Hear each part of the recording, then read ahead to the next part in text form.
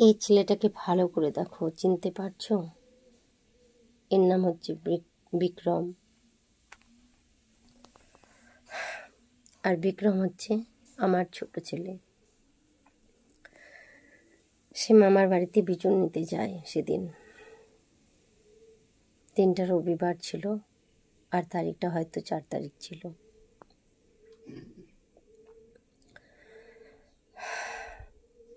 তো যাই হোক, একটু সন্ধ্যা সন্ধ্যা হয়েছিল, তো সে হয়তো জোরেই যাচ্ছিল। আমি এটা বলবো না যে আমার ছেলে বলে আমার ছেলের কোনো ভুল নেই, হয়তো জোরে যাওয়াটাই তার ভুল। কিন্তু যার ছেলের সঙ্গে হয়েছিল সে প্রচুর পরিমাণে নেশা খেয়েছিল। সেও আর বেঁচে নেই, তারও আত্মার শান্তি চাই আমি, কারণ আমি মা। তো কারণ হঠাৎ ওর সামনে আসে, ওকে বাঁচাতে গিয়েই, কারণ কোনো বাইক চলাকালীন তার সামনে যদি হঠাৎ কেউ আসে, সেটা তো কারো থামার সম্ভবই নয়। কিন্তু যা আবার হয়ে গেছে।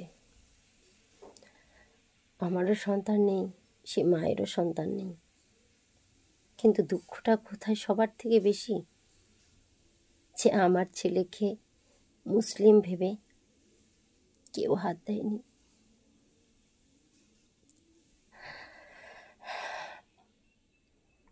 প্রথমে কেউ হাত দেয়নি। সেই ছেলেটাকে সঙ্গে সঙ্গেই তারা টোটোতে করে না অটোতে করে নিয়ে গেছে, সেটা জানি না সঠিকটা, কিন্তু তাকে সঙ্গে সঙ্গে নিয়ে গেছে। কিন্তু আমার ছেলের পাশে সঙ্গে কেউ যায়নি, দাঁড়ায়নি, কারণ তাকে মুসলমান ভেবেছিল। সেই জন্য আমি তো বলবো, যারা প্রকৃতি ও মানুষ, তারা কখনো এইভাবে দেখে না সে হিন্দু না মুসলমান, না খ্রিস্টান, না জৈন, না আদিবাসী, না রাজবংশী। কারণ একটা মানুষের কর্তব্য যে যে কেউ যারও হোক না কেন, বিপদে যখন পড়ে কিনা তার পাশে সঙ্গে সঙ্গে দাঁড়ানো উচিত।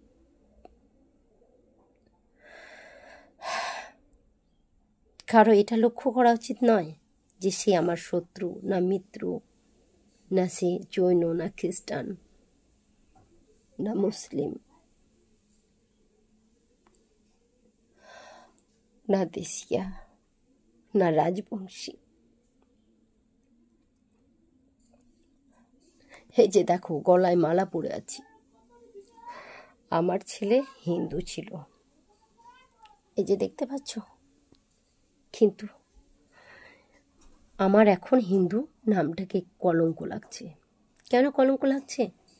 যে তারাই, তাদের মধ্যে একজন বলেছে যে সে মুসলমান বলে হাত দেয়নি।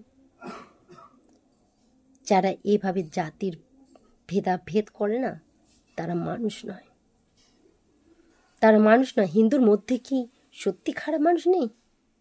ও শুধু মুসলমানের মধ্যে খারাপ আছে, খ্রিস্টানের মধ্যে খারাপ আছে, আদিবাসীর মধ্যে খারাপ আছে, অন্য জাতির মধ্যে খারাপ আছে, সেই জন্য তাদেরকে ছোঁয়া হবে না।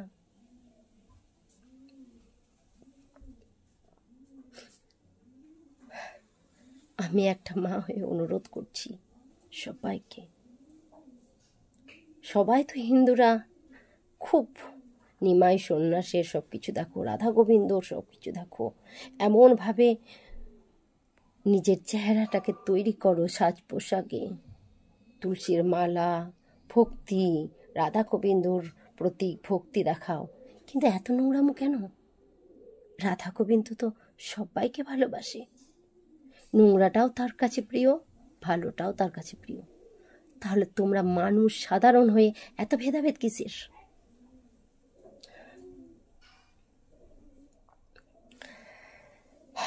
আমি ওখানে ছিলাম না জানি না, কিন্তু যারাও এই কথাটা বলেছ যে সে মুসলমান বলে ওকে হাত দেয়নি, এটাই ভেবেছিলাম তারা সত্যি তোমরা মানুষ নও। আর এটা একটা মায়ের কথা, একটা সন্তানহারা মায়ের কথা।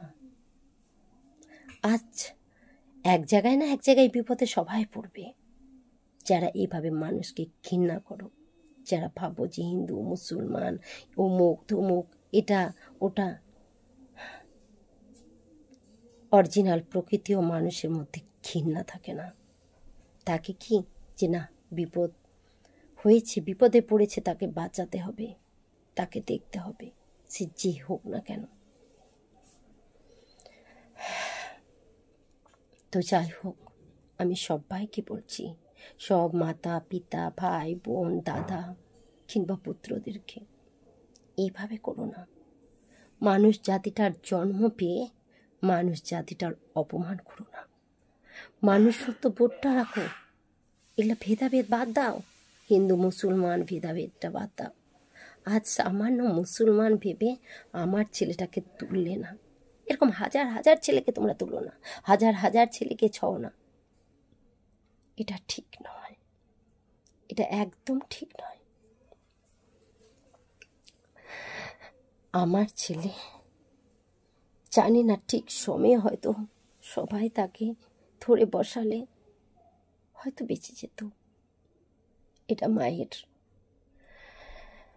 মায়ের কথা।